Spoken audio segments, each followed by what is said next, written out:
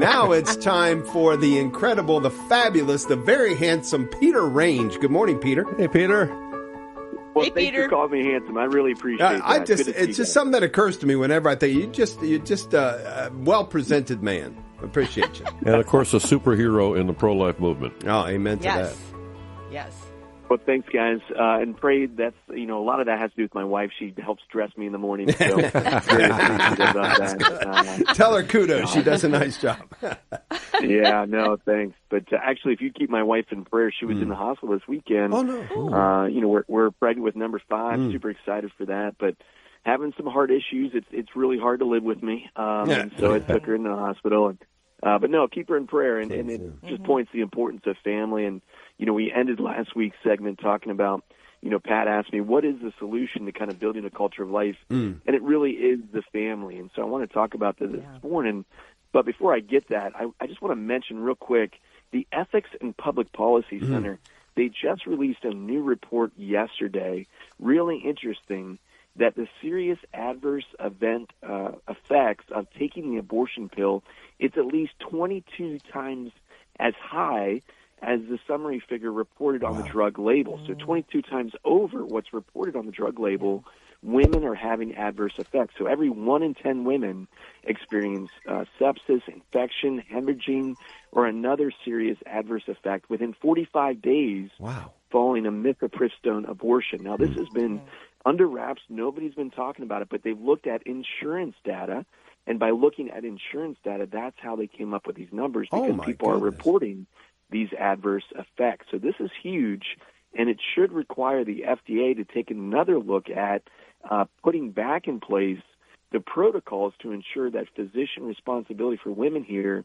who take mifepristone are in place. Those were removed during the Biden administration, unfortunately, and so we're calling on the Trump administration put those safeguards back in place for women, because we've seen now through the insurance data, I mean, this is hard data, that the abortion pill 22 times more dangerous than what is being reported on the drug label. So just want our listeners to be aware of that, about the importance of making sure regulations are on this abortion pill, and then hopefully one day, please God, we just ban the abortion pill altogether, because it's a dangerous, dangerous pill.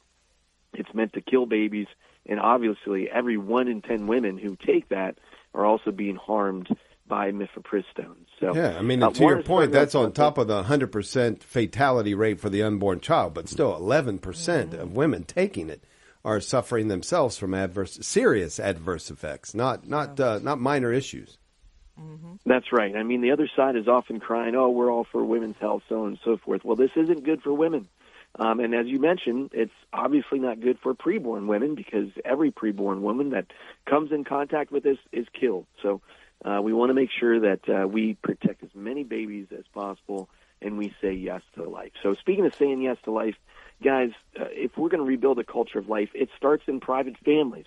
And going back to our second president, John Adams, I think his third president, gosh, I got to go back and study my history again, but he said that the foundations of national morality must be laid in private families.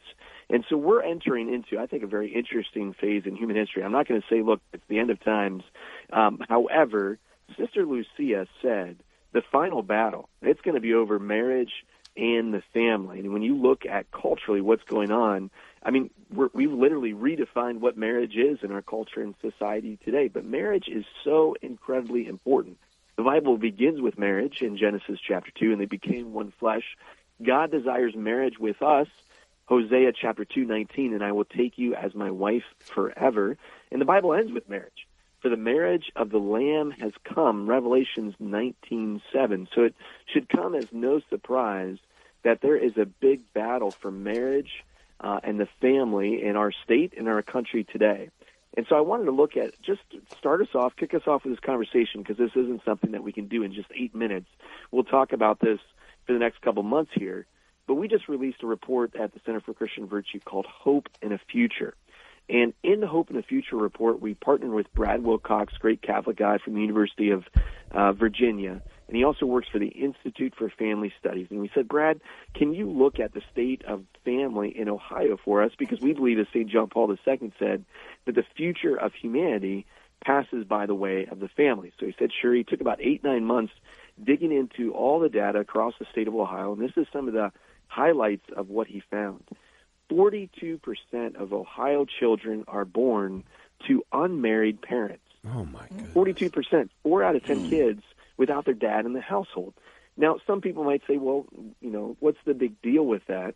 Well, every issue that we care about as a church, you know, whether that's child poverty, whether that's whether or not that child will experience violence, whether or not that child will graduate high school on time, is directly tied and connected to whether or not the dad's in the household. So just for example, the poverty rate for single-parent households with only the mother present, that stands at 45%. Wow.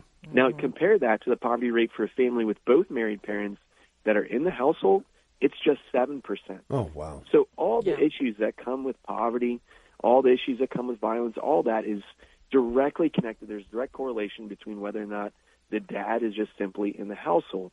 And in the past, since 1990 here, our marriage rate has fallen, I think, close to 41%. Wow. So we just simply don't have people getting married anymore in the state of Ohio. That also brings down our expected lifetime births across the state. We're below the replacement rate, so it's a sign of societal sickness that we're just simply not having enough kids anymore. I think we're at the 1.7 replacement rate when you have to be up at the 2.1 replacement rate when it comes to just replacing yourselves as a society. And then going back to those poverty statistics, let me just read a few cities here in the state of Ohio that some of our listeners might be familiar with. In Cleveland, 33% of mothers are married, but the child poverty rate in Cleveland is 46%. Wow. Here in Toledo, mothers married, 41%, child poverty rate, 39%. Now, if you go all the way down the list to a city like New Albany, which is just east of Columbus, 91% of mothers are married, and the child poverty rate is 4%. Wow.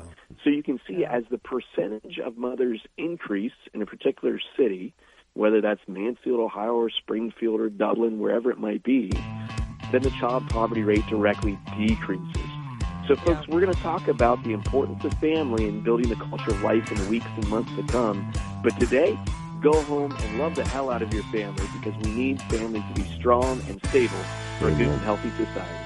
Thank you, Peter Range. Thank you.